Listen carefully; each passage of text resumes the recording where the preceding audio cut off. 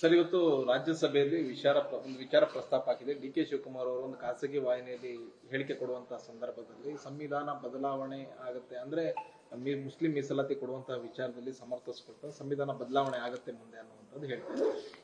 ಈಗ ಸಂವಿಧಾನ ಬದಲಾವಣೆ ಮಾಡ್ತಕ್ಕಂಥದ್ದು ಅದಕ್ಕಿರ್ತಕ್ಕಂಥದ್ದು ಪಾರ್ಲಿಮೆಂಟ್ ಅಲ್ಲಿ ಮಾಡಬೇಕಾಗಿದೆ. ಅವ್ರು ಯಾವ ಅರ್ಥದಲ್ಲಿ ಆ ಥರ ಹೇಳಿದ್ದಾರೆ ಅನ್ನೋದೇನು ಗೊತ್ತಿಲ್ಲ. ನಾವೆಲ್ಲೂ ಸಹ ಧರ್ಮಾಧಾರಿತ ಮೀಸಲಾತಿಯನ್ನು ಕೊಟ್ಟಿಲ್ಲ, ಬಹಳ ಸ್ಪಷ್ಟವಾಗಿದೆ. ಇದನ್ನು ನಾನು ಈಗಾಗಲೇ ವಿಧಾನ ಪರಿಷತ್ತಲ್ಲೂ ಸಹ ಚರ್ಚೆ ಮಾಡಿದ್ದೀನಿ. ಅನುಚ್ಛೇದ 14 ಮತ್ತು 15(4), 16(4) ಬಹಳ ಸ್ಪಷ್ಟವಾಗಿ ಹೇಳುತ್ತೆ, ಯಾವುದೇ ಧರ್ಮದ ಹೆಸರಲ್ಲಿ, ಜಾತಿಯ ಹೆಸರಲ್ಲಿ, ಭಾಷೆಯ ಹೆಸರಲ್ಲಿ ಭೇದ ಭಾವಗಳನ್ನು ಮಾಡಬಾರ್ದು ಅಂತ ಹೇಳಿ. ಆದ್ದರಿಂದ ಮುಸ್ಲಿಂ ಅನ್ನೋದು ಅದು ಧರ್ಮ ಅಲ್ಲ, ಅದೊಂದು ಸಮುದಾಯ. ಧರ್ಮ ಅಂತ ಹೇಳಿದ್ರೆ ಇಸ್ಲಾಂ ಧರ್ಮ ವಿನಃ ಮುಸ್ಲಿಂ ಧರ್ಮ ಅಲ್ಲ. ಇಸ್ಲಾಂನ ಅನುಯಾಯಿಗಳು ಮುಸ್ಲಿಂ ಸಮುದಾಯದವರು.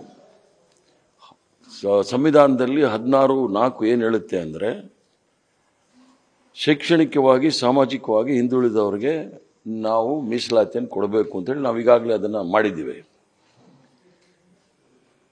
ಆ ಸಂದರ್ಭದಲ್ಲಿ ಇಲ್ಲೆಲ್ಲೂ ಸಹ ಧರ್ಮದ ಪ್ರಶ್ನೆ ಬರುವುದಿಲ್ಲ. ಸಂವಿಧಾನಿಕವಾಗಿ ಅವಕಾಶಗಳಿದೆ, ಬಹಳ ಸ್ಪಷ್ಟವಾಗಿದೆ.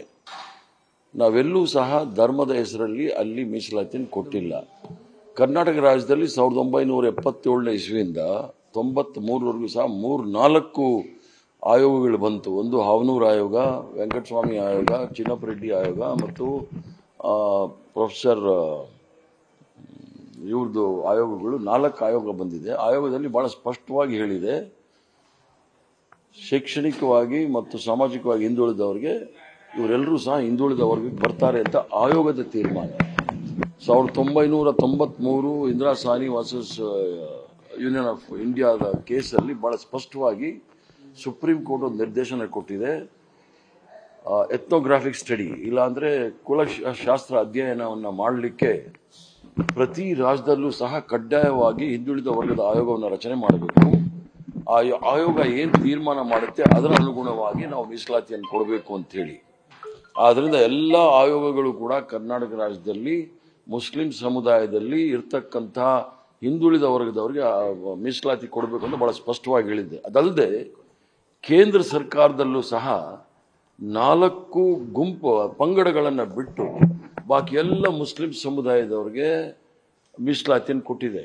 ಗುಜರಾತಲ್ಲೂ ಸಹ 101 ಸಮುದಾಯದಲ್ಲಿ ಸುಮಾರು 23 ಮುಸ್ಲಿಂ ಪಂಗಡಗಳಿಗೆ ಮೀಸಲಾತಿಯನ್ನು ಕೊಟ್ಟಿದೆ. ಆದ್ದರಿಂದ ಅದರಲ್ಲಿ ಯಾವುದೇ ರೀತಿಯ ಒಂದು ಡಿಸ್ಪ್ಯೂಟ್ ಇಲ್ಲ, ಸಮಸ್ಯೆ ಇಲ್ಲ.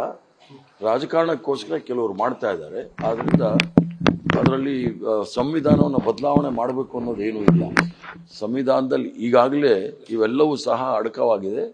ಸಂವಿಧಾನದ ಮೂಲ ಆಶಯ ಸ್ಪಿರಿಟ್ ಆಫ್ ಕಾನ್ಸ್ಟಿಟ್ಯೂಷನ್ ಅಂತ ಏನು ಹೇಳ್ತೀವಿ, ಸಾಮಾಜಿಕವಾಗಿ, ಶೈಕ್ಷಣಿಕವಾಗಿ ಹಿಂದುಳಿದ ವರ್ಗದವರಿಗೆ ಅವ್ರನ್ನ ಸಮಾಜದ ಮುಖ್ಯ ದಾರಿಯಲ್ಲಿ ತರಬೇಕಾದ್ರೆ ಸಮಾನತೆಗೋಸ್ಕರ ಈ ಮೀಸಲಾತಿ ಬಹಳ ಮುಖ್ಯ ಅಂತ ಹೇಳಿದ್ದಾರೆ. ಸರ್, ಈಗ ಪದ ಬಳಕೆ ಅಂದ್ರೆ ಸಂವಿಧಾನ ಬದಲಾವಣೆ ಅನ್ನುವಂತ ಪದ ಬಳಕೆ ಈ ಹಿಂದೆ ಬಿಜೆಪಿ ಅವರು ಮಾಡಿದ್ದು ಅದು ಬಹಳ ಚರ್ಚೆಗೆ ಗ್ರಾಸ ಆಗಿತ್ತು. ಜೊತೆಗೆ ಕಾಂಗ್ರೆಸ್ನವರು ಅದನ್ನೇ ಇಲ್ಲಿಯವರೆಗೂ ಕೂಡ ಹೇಳ್ಕೊಂಡ್ ಬಂದ್ರು. ಈಗ ಕಾಂಗ್ರೆಸ್ ನಾಯಕರ ಹೇಳಿಕೆಗಳಲ್ಲೂ ಕೂಡ ಇಂಥದ್ದೇ ಸಂವಿಧಾನ ಬದಲಾವಣೆ ಅನ್ನುವಂತ ಪದಗಳನ್ನು ಬಳಸ್ತಾ ಇದ್ದಾರೆ. ಪ್ರಶ್ನೆ ಸಂವಿಧಾನಕ್ಕೆ ತಿದ್ದುಪಡಿ ತರಬಹುದೇ ವಿನಃ ಬದಲಾವಣೆ ಮಾಡ್ಲಿಕ್ಕೆ ಯಾರಿಂದನೂ ಸಾಧ್ಯ ಇಲ್ಲ. ಅದನ್ನು ಬಹಳ ಸ್ಪಷ್ಟವಾಗಿ ಹೇಳ್ತೀನಿ. ಅವರೆಲ್ಲೋ ತಿದ್ದುಪಡಿ ಅನ್ನೋ ಬದಲು ಬದಲಾವಣೆ ಅಂತ ಹೇಳಿರ್ಬೇಕೇ ವಿನಃ ಸಂವಿಧಾನವನ್ನು ಬದಲಾವಣೆ ಮಾಡಲಿಕ್ಕೆ ಯಾರಿಂದಲೂ ಸಾಧ್ಯ ಇಲ್ಲ, ಮಾಡಲಿಕ್ಕೆ ಬಿಡೋದೂ ಇಲ್ಲ. ತಿದ್ದುಪಡಿ ತರಲಿಕ್ಕೆ ಏನಾದರೂ ಮಾಡ್ಬೋದು, ತಿದ್ದುಪಡಿನೂ ಬೇಕಾಗಿಲ್ಲ. ಈಗಿರ್ತಕ್ಕಂಥ ಏನು ತೀರ್ಮಾನವನ್ನು ನಾವು ಕರ್ನಾಟಕದಲ್ಲಿ ತೆಗೆದುಕೊಂಡಿದ್ದೀವಿ ಅದಕ್ಕೆ ತಿದ್ದುಪಡಿನೂ ಬೇಕಾಗಿಲ್ಲ, ಬದಲಾವಣೆನೂ ಬೇಕಾಗಿಲ್ಲ. ಇರ್ತಕ್ಕಂಥ ಅನುಚ್ಛೇದಗಳಲ್ಲೇ ನಾವು ಅವ್ರಿಗೆ ಸಂವಿಧಾನಾತ್ಮಕವಾಗಿ ಕೊಟ್ಟಿರ್ತಕ್ಕಂಥದ್ದು ನಿಜ, ಅದು ಕೊಡ್ತೇವೆ. ಸರ್, ಈಗ ಮತ್ತೆ ಹನಿ ಟ್ರಾಪ್ ಏನು ರಾಜ್ಯದಲ್ಲಿ ಸದ್ದಾಗ್ತಾ ಇತ್ತು, ಈಗ ಸುಪ್ರೀಂ ಕೋರ್ಟ್ ಕೂಡ ಬಂದಿರುವಂತದ್ದು, ಅದೇನು ಮಾಡ್ಲಿಕ್ಕೆ ಆಗೋದಿಲ್ಲ. ರಾಜ ಮಹಾರಾಜರ ಕಾಲದಿಂದ ಹಿಡಿದು ಮಾನ್ಯ ನರೇಂದ್ರ ಮೋದಿ ಅವರು ಗುಜರಾತ್ ಮುಖ್ಯಮಂತ್ರಿ ಆದಾಗ್ಲಿಂದ ಹಿಡಿದು ಇಲ್ಲಿವರೆಗೂ ಬಂದಿದೆ ಕರ್ನಾಟಕದಲ್ಲಿ.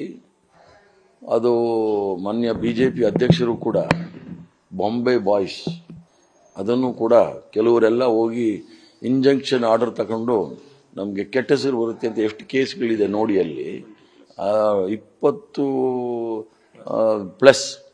20+ ಕೇಸ್ಗಳಿಗಾಗಲೇ ಹನಿ ಟ್ರ್ಯಾಪ್ಗಳು ಇಂಜಂಕ್ಷನ್ ಆರ್ಡರ್ ತಗೊಂಡು ಕೂತಿದ್ದಾರೆ. ಇವರು ಯಾರಿಗೆ ಇವರು ಮನೆ ಮುಂದೆ ಮಾಡೋದು ಅನಾಚಾರ, ಮನೆ ಮುಂದೆ ಬೃಂದಾವನ ಅನ್ನಂಗೆ ಈ ಕತೆ ಹೇಳೋದೆಲ್ಲ ಬೇಡ. ಬಿಜೆಪಿಯವರು ನಡೆದೋಗಿದೆ, ಅದು ಈಗಾಗಲೇ ತನಿಖೆ ಮಾಡ್ತೀವಿ ಅಂತ ಮುಖ್ಯಮಂತ್ರಿಗಳು, ಹೋಮ್ ಮಿನಿಸ್ಟರ್ ಹೇಳಿದ್ದಾರೆ. ಅದಾಗಲಿ, ಆಮೇಲೆ ನೋಡಿ. ಸರ್, ಹನಿ ಟ್ರ್ಯಾಪ್ ಪ್ರಕರಣಕ್ಕೆ ಸಂಬಂಧಪಟ್ಟಂತೆ ಈಗ ಸಿಬಿಐ ತನಿಖೆ ಆಗಬೇಕು ಅನ್ನುವಂತ ಒತ್ತಾಯ ತಮ್ಮ ಪಕ್ಷದಲ್ಲೂ ಇದೆ, ಅದು ಬಿಜೆಪಿನಲ್ಲೂ ಕೂಡ ಇದೆ. ಯಾವ ಸಿಬಿಐ ಅದಕ್ಕೆ ಬೇಕಾಗಿರೋದು? ಇರ್ತಕ್ಕಂಥವ್ರು ಕಂಪ್ಲೇಂಟ್ ಕೊಟ್ರೆ ಎಲ್ಲ ಎದೆದುರಿಗೆ ಸಾಕ್ಷಿಗಳ ಸಮೇತ ಇದೆ, ಅದಕ್ಕೆ ಸಿಬಿಐ ಬೇಕಾ? ಹಂಗೆ ಉಣಿಗೆ ಕನ್ನಡಿ ಬೇಕಾ ನೋಡ್ಲಿಕ್ಕೆ? ಹಾಗೆ ಮಾಡ್ಬೋದು. ನೀವು ಬಹಳ ಮಾರ್ಮಿಕವಾಗಿ ಹೇಳ್ತಾ ಇದ್ದೀರಿ ಸರ್. ಹೌದು, ಸಾಕ್ಷಿಗಳು, ಹೌದು, ಸಾಕ್ಷಿಗಳೇ ಇದೆಯಲ್ಲ. ಕೆಲವು ಹನಿ ಟ್ರ್ಯಾಪರ್ಸೇ ಬಂದು ಹೇಳಿದ್ದಾರೆ, ನಮಗೆ ಮಾಡಿದ್ದಾರೆ, ನಮಗೆ ನೋಡಿದ್ದಾರೆ ಅಂತ. ಅವ್ರನ್ನ ಇಟ್ಕೊಂಡ್ರೆ ಎಲ್ಲ ಸತ್ಯ ಈಚೆ ಬರುತ್ತೆ. ಆದ್ರೆ ರಾಜಣ್ಣ ಅವ್ರು ಹೇಳಿದ್ದು SIT ಇಂದ ತನಿಖೆ ಆದ್ರೆ ನಮಗೆ ನ್ಯಾಯ ಸಿಗೋದಿಲ್ಲ ಅನ್ನೋ ರೀತಿಯಲ್ಲಿ ಹೇಳಿದ್ರು. ನಾನಾದ್ರೂ ಅವ್ರು ರಾಜಣ್ಣ ಅವರು ಕರ್ನಾಟಕ ರಾಜ್ಯ ಸರ್ಕಾರದ ಮಂತ್ರಿಗಳು, ಅವ್ರೇನು ಹೇಳಿದ್ದಾರೆ ಅದ್ರ ಬಗ್ಗೆ ನಾನೇನು ಹೇಳಲಿಕ್ಕಾಗೋದಿಲ್ಲ. ಬಟ್ ಇವೆಲ್ಲವೂ ಸಹ ಕರ್ನಾಟಕದ ಘನತೆ ಗೌರವಕ್ಕೆ ನಾವೆಲ್ಲರೂ ಸಹ ತಲೆ ತಗ್ಸ್ತಕ್ಕಂಥ ಕೆಲಸ. ಇದು ರಾಜ್ಯದಲ್ಲದೆ ಇಡೀ ದೇಶದಾದ್ಯಂತ ಚರ್ಚೆ ಆಗ್ತದೆ. ಅಲ್ಲ, ಮೊದಲು ಶುರುವಾಗಿದ್ದೆ ಗುಜರಾತ್ ಅಲ್ಲಿ. ಸಂಜಯ್ ಜೋಶಿ ಅಂತ ಹೇಳಿ ಒಬ್ಬ RSSನ ಪ್ರಚಾರಕ, ಪ್ರಮುಖ ನಾಯಕ, ಅವ್ರನ್ನೇ ಹನಿ ಟ್ರ್ಯಾಪ್ ಮಾಡಿ ಅವ್ರನ್ನ ರಾಜಕೀಯವಾಗಿ ಮುಗಿಸ್ಬಿಟ್ಟಿದ್ರು ಮಹಾನ್ ಭಾವರು. ನಾವು ನರೇಂದ್ರ ಮೋದಿ ಅವರ ಬಗ್ಗೆ ಅದು ನೀವು ಹೆಸರು ಹೇಳಿದಿರಿ, ಬಹಳ ಒಳ್ಳೇದಾಯ್ತು. ನಾನು ಅದನ್ನೇ ಹೆಸರು ಹೇಳ್ತಾ ಇಲ್ಲ. ಸಂಜಯ್ ಜೋಶಿ ಅಂದ್ರೆ ಗೊತ್ತಾಗುತ್ತೆ ಯಾರು ಮಾಡಿದ್ದು ಅಂತ ಹೇಳಿ.